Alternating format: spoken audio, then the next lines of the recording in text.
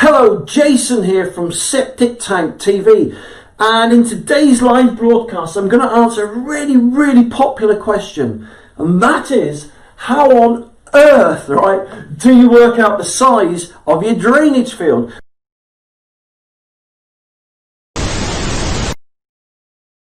Well, it's a lot simpler and easier than this looks, right?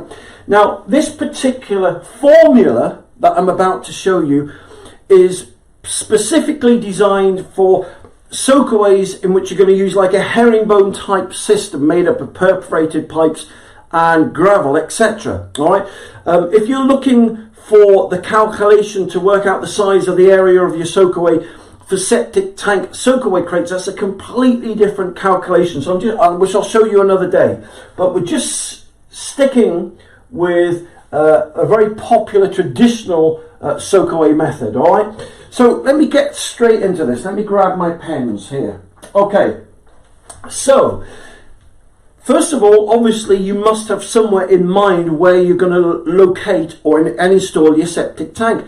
Once you've put your tank in, or you've worked out the proposed location of where the septic tank is going, you then need to do this.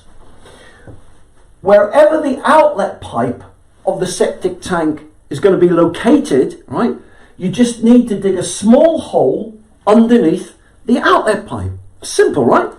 Now, the size of the hole is quite small, believe it or not. It's 300 millimeters by 300 by 300 by 300. So it's basically a hole 300 millimeter squared.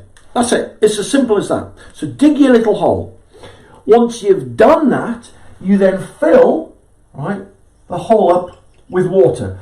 So the water should fill up the hole, and the tide mark should just be below the lip of the outlet pipe of the septic tank. Then basically you leave it for 24 hours, right? So you leave it for 24 hours, and hopefully when you come back, the water will have all drained away. Now, when I say hopefully, what I mean by that is there's certain times of the year where you don't want to carry out this test that I'm showing you. So, for example, say it's rained for the last 2 or 3 days and the ground's waterlogged and saturated, then you wouldn't do this test then, because it would give you a false reading. So you'd wait until you had 2 or 3, 4 dry days, then you could carry the test out, right? Okay, so you've come back the next day, the hole's now empty, which is great. So then you just fill the hole up with water again. Now, this hole here, once you've filled it with water, you've then literally got to imagine that it's broken up into 4 slices. 4 components, right? And each of those slices represents 75 mil. So it's 300 in total deep, and if we break it up into 4 quarters, 4 segments there, each of those slices represents 75 mil. So why is that important? Well, it's important because you wait until the first 75 mil of water has drained away. Don't time it, just wait for it. So what I do, I have little markers in the hole, so tide marks, so you can work out when the water has drained to the required depth. So once the water has drained away 75 mil, and it's now here, the water level is there, you now need to get your stopwatch out, right, and start the time. Because then what you do is you work out the time, or you time the time in which it takes the water in the hole to drain away 150 mil, which represents 2 of those 75 mil slices. All right, so you time the time that it takes for the water to drain away, so then all that you're left with is 75 mil. Now, whatever figure you have, you would have your figure in seconds. So let's say you've done your stopwatch, and the time that it's taken to drain 150 mil equals, right, let's say it is 4,000 seconds, right, it took to drain away. That's a very important figure, and I'm going to show you what you do with that figure now, okay? All right, so then we go over to here, right? Because what you've just done is called a VP calculation or a percolation test, right? And basically, what we're going to do now, we're going to work out a little calculation based on 4,000 seconds there, which will give us a figure, and I'm going to show you how that figure comes into play in a minute. So you've got some question marks here, right? So let's rub out this question mark. So here is the drainage time, the DT time, the time it took to drain 150 mil. All right, so we got 4,000 seconds there. So we put the figure of 4,000 there, and then we divide it by 150. So let me get my calculator out here. So this is live, so my maths I learned all those years ago, kicks in now. So here we go. So we've got 4,000 seconds, right, divided by 150. If you're wondering where the 150 comes from, this is a government calculation, so it's a set standard, okay? So you've got 4,000, let me do that again, 4,000 divided by 150 equals 26.6. So let's say 27 for argument's sake. Right, so that gives us a VP figure of, wait for this, let me get my pen here, wait for this, 27.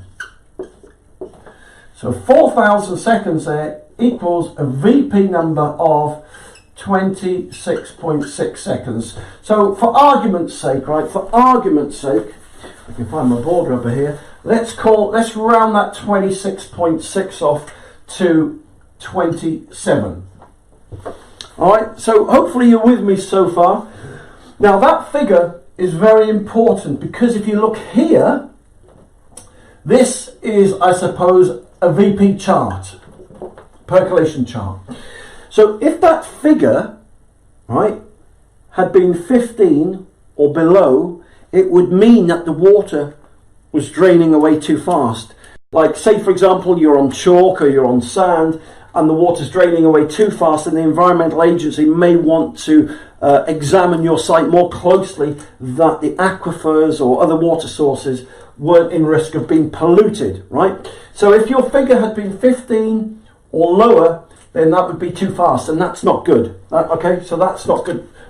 All right. If it had been 99 or higher, right, that would show that the water's hardly draining away at all. So, if the water is coming out of your house into the septic tank and into the drain field quicker than it's soaking away, then that could present a big problem. It could mean that, it's going to overflow, it's going to back up to the house, and the drainage field, the soakaway, just will not do its job. But in this instance, the figure 27 is below the 15 and the 99, so it's in the sweet spot. So we're going to give that a big fat tick there. Can we see that? Yeah, I was just looking on the monitor to see if the tick's off the screen.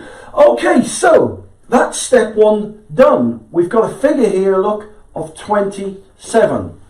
I'm now going to show you how to work out the size of your drainage field, and it's all based on this figure basically.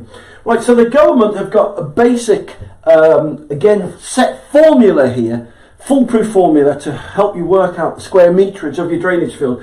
So, you've got your house, you've got your septic tank in, you've got your VP figure. What other figures do you need? Well, how many people are going to be living in your house? So, typical rule of thumb is 2 people per bedroom. If you work roughly on that principle, you won't go far wrong. So, let's say that you've got a 2-bedroom house. We're allowing 2 people per bedroom, so that would be 4 people, right? All right, so let's get rid of that question mark, and we'll put 4 people here. 4 people going to be living in the house using the septic tank. Now we get the number 4. Now we times it by the VP figure. Here's your VP figure we got before, 27. So let's put 27 in there. And there we go, we're almost there. So let me get my calculator. All right, so here we go. Just get your trusty calculator. Number of people that are going to live in the house. Well, we've got 4, right? We times that by 27, which is your VP figure. So 4 times 27 equals 108. Then we times it by 0.25. Times 0.25 gives us 27. So in answer to that, the size of the area for your soakaway would be 27 square meters. There you go. That was simple, wasn't it? How simple was that, right? So in another video, I'll show you how that translates to the number of pipes and the configuration you can use and the amount of gravel. But the point being is, you've now got a basic floor plan to see whether you've got enough space to put your soakaway in there. And you can also then base your costings on you know, the amount of pipes you need, the amount of gravel you need, etc. So there you go. That's how to work out, right, the size of a drainage field or soakaway. All right. So there you go. Thank you very much for watching this live broadcast today. If you want to see more of me, or then just go onto Google and type in Septic Tank TV. But listen, as I said, thank you very much for watching. I hope this video has helped, and I'll speak to you soon. And if you subscribe right now, you'll have a chance to win a free bucket of soakaway worms.